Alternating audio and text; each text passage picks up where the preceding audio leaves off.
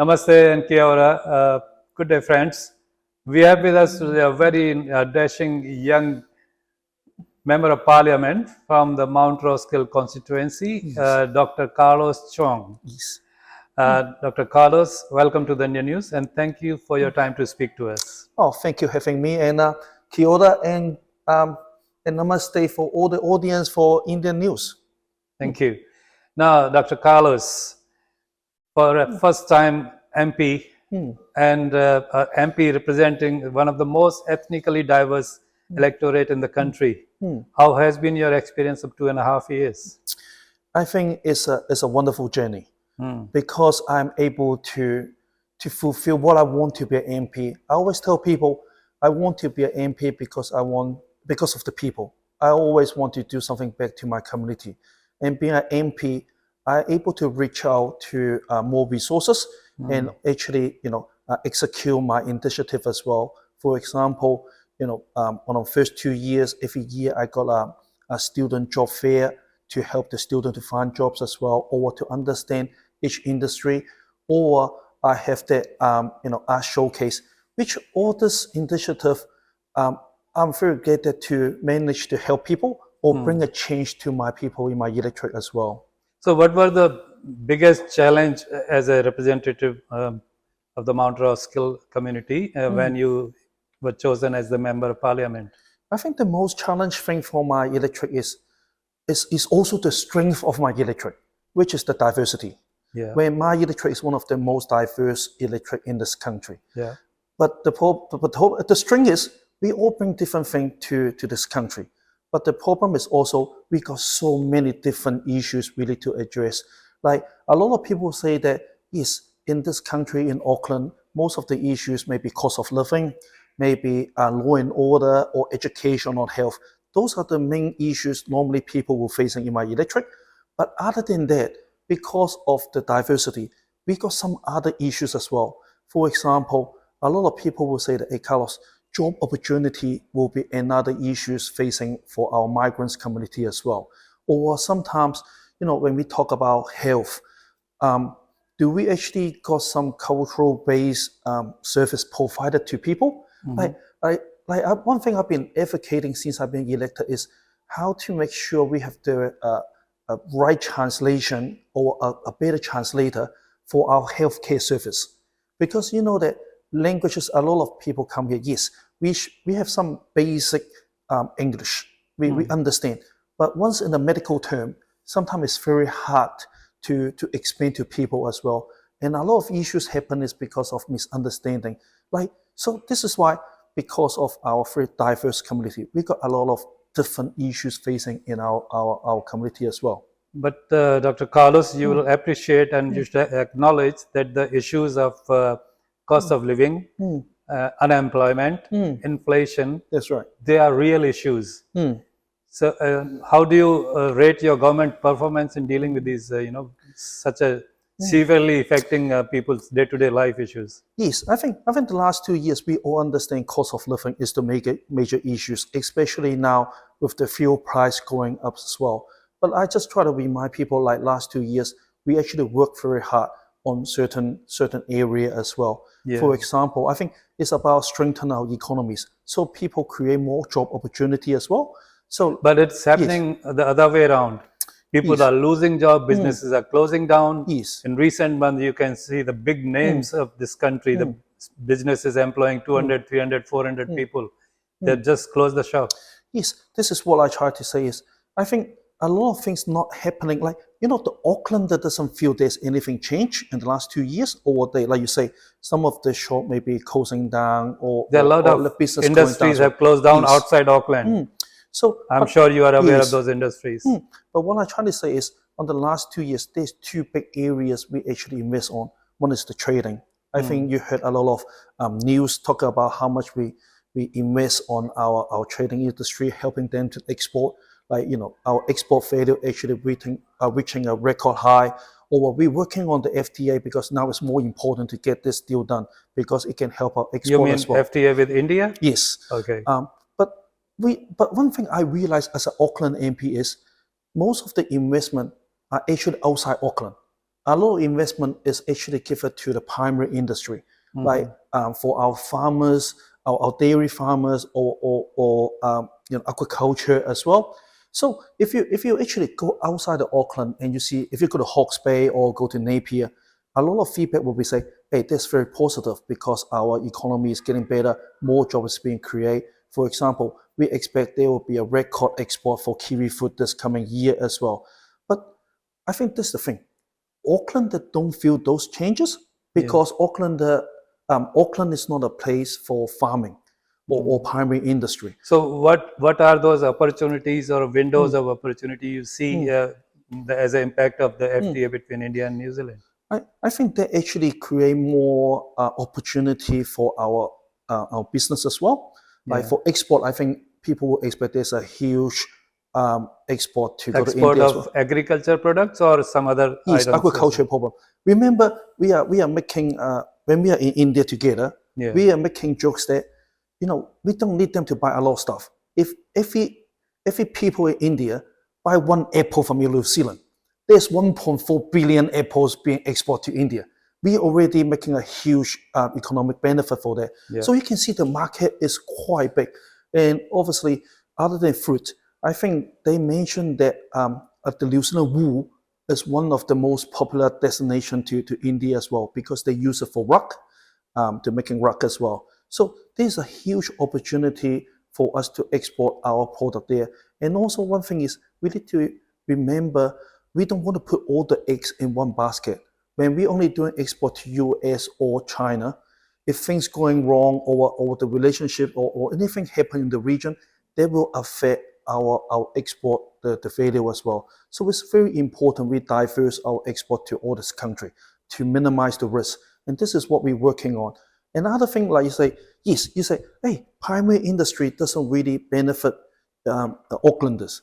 We understand. This is why I think in Auckland, we try to do different approach as well. So I think you can see that we work very hard to make sure Eden Park unlock the potential of Eden Park because we know that entertainment, hospitality, those industry will be benefit from all this. Like I know that every single time when there's a concert or event happening in Eden Park, the surrounding area, even some of the hotel in my Electric to Soho hotel are actually benefited. It's full of people. It's fully booked. But the neighborhood is not too impressed or happy with your decision. Yes, but this is what happened. I think everything there is always con and pros. We need to see whether the benefit actually overcome the concern or the cons. For our observation, yes, I think there's some of the people and living in the surrounding area in Eden Park will get affected. But overall Auckland, or even as a country as a whole, we actually benefit from this. Dr. Carlos, how optimistic are you about the FTA getting through the parliament? There are a lot of opposition, including your alliance partner, New Zealand First. Labour Party is asking too many questions. And the visit of the India's Prime Minister has already been announced. So you think it will happen before he arrives? I believe that the FTA should be able to sort it out or in the parliament get approved before this in this term of parliament. I do believe that because I think this is what benefiting our country. Sometimes I think a lot of people will say that, hey, there's a lot of political thing going on, people arguing between each party. But I think every single party will say that if there's something actually benefit our country, we will actually execute or try to push through. So do you think it's a failure on part of the national party or the government to make the other parties understand, other party leaders understand about what benefit the New Zealand is going to get out of this FTA? Yes, definitely. This is why I think you heard that our Trade Minister Tom McClay actually doing a lot of meeting with the opposition right now, try to tell them what is the benefit, what was the FTA, the detail about it, how can this benefit New Zealand as a whole? I mean, obviously we heard some of the party may have a little bit of concern on certain things. For example, I think immigration or other stuff or too many students coming over. But I also do a little bit of research and talk to people as well. I think some of the concern are being overrated.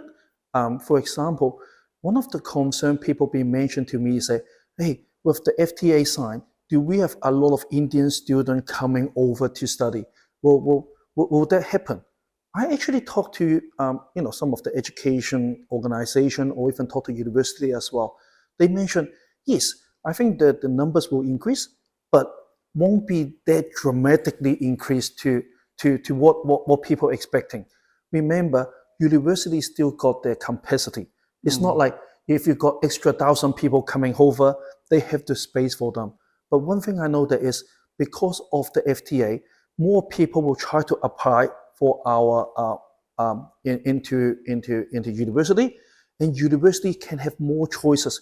They can choose a better quality student as well. So I think they will benefit New Zealand as a whole. Dr. Carlos, Mount Roskill has always had this problem, irrespective of who was representing this electorate, about the law and order, which has not been in a good shape Yes. most times. How satisfied or happy are you about the situation today?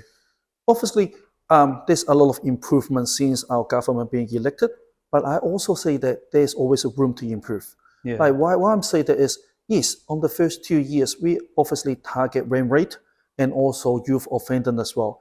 I think in those area, people can see that there's a huge improvement on that. Yeah. But also, we know that there's a lot of small crime or retail crime still happening.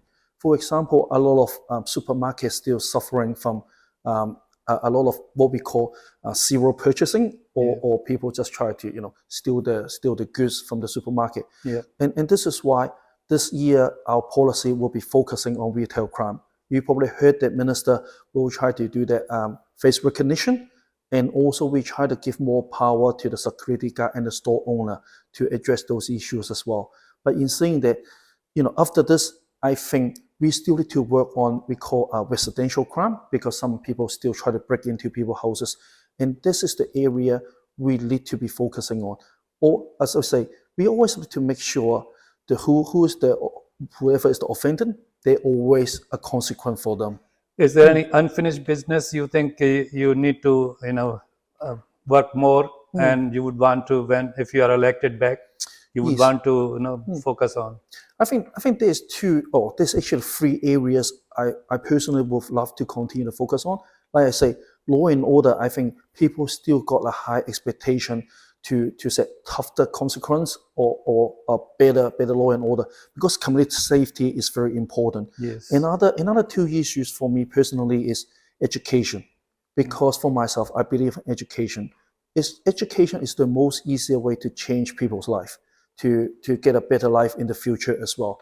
And I believe that there's a reform we need to continue to focusing on to make sure our kids is not only excellent or thrive in the local school, but we always want them to be more competitive, not only in New Zealand, but against the rest of the world as well. We want people to say that our young next generation go out to overseas to work. They say, hey, New Zealand kids are excellent. They have a very good knowledge and they are well prepared for the challenge ahead of them. So this is something I want to continue to work on.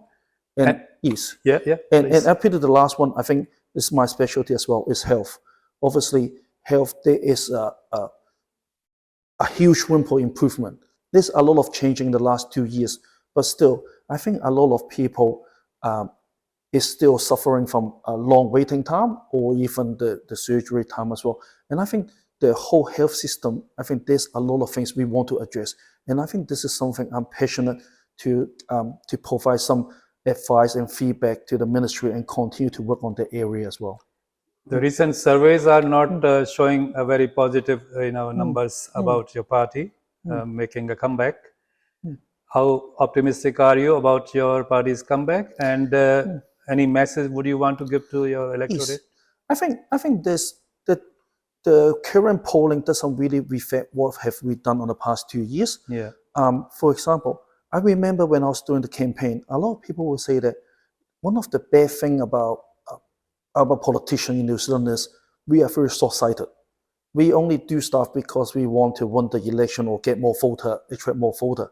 I think this year our government actually changed a little bit of the direction. You can see a lot of policy actually for long term. Like for example, for the third medical school, or even when we try to build the 5th hospital in Jewelry, those policy, you won't actually see anything happen until for another 5 to 6 years. But I must say that those are investment are needed. Yeah. Unfortunately, I won't see anything happen. So it's not going to help us on the election. But on the other side, I think economy is a very important part. You know, people want to see, because when they elected us, they expect a national government to turn around the economic recovery, to get it better. So I think this is something before the whole issues happening in Middle East, the data start turn around and start looking good. Like last year, 2025 on Q4, we start seeing the green shoot. And then we can see that the bank was saying that, hey, but unfortunately, the war doesn't seem to end any that's sooner. right. Yeah. And sometimes, I mean, during that time, the forecast is on the next 9 months, the data will looking better and better. But obviously, with the current situation in the Middle East, a lot of our hard work will go back to square one. And this is what we unfortunately we need to face. This is a challenge we need to face. For example, people will say that, hey, Carlos, with the fuel cost high up, yes, immediately it affects everyone when we go to put petrol in the car. But you need to think about long term is now the operational cost for all the businesses will increase as well. So what's happened is that will end up the price, the cost will go back to the product as well, and then end up will be a higher cost of living as well. Yeah. And that's something we need to address in long term, because people have been struggling with the cost of living, with the cost of our produce being increased. Yeah. That will also have a ripple effect affecting us in long term as well. Like, for example, when the diesel price going up, the farmers will be the first one to suffer, because there a lot of machine will lead diesel, and that will increase the price increase the cost of harvesting the fruit or running their operation as well. And then that in return will high up some of the cost of our product as well. And that won't be helping us. And this is why we keep saying that we need to keep monitoring things, because that will harm the wage of our economy recovery, but also that will reduce some of the job opportunity as well. And then as a government ourselves, yes, we can't control the petrol price, but we need to address in other things. We need to make sure. What message you want to give it to your electorates? I think it's important to tell people that this government is actually working very hard to address all the issues. But I think it's sometimes you need to be patient, and we need to look a little bit long term as well, see how all this policy will affecting New Zealand as a whole in the future, rather than just look at the short term changing. Sometimes we need to see, is this the government for long term government for the future? Like I always say that as a government, we need to think what is the best for this country, and sometimes when there's a short-term loss or short-term struggling, we need to go through it together and to create. But my message is, I always say that it's about unity. I think people will expect a government to do everything or to help us to go through this. But my message to people is more like, we need to work together. It's not a government job or government agency jobs. I think we are all New Zealanders. We are all here united together. And I believe that only when we are united together, we can go through this tough time and achieve great things. So if you ask me, let's work together, because I believe that people in New Zealand have the ability and resilience to go through all this. Wonderful. Well, on that note, we come to the end of our discussion. Thank you so much, Dr. Carlos, for your time. Thank you. And all the very best for the elections. Cheers. Thank you so much. Thank you.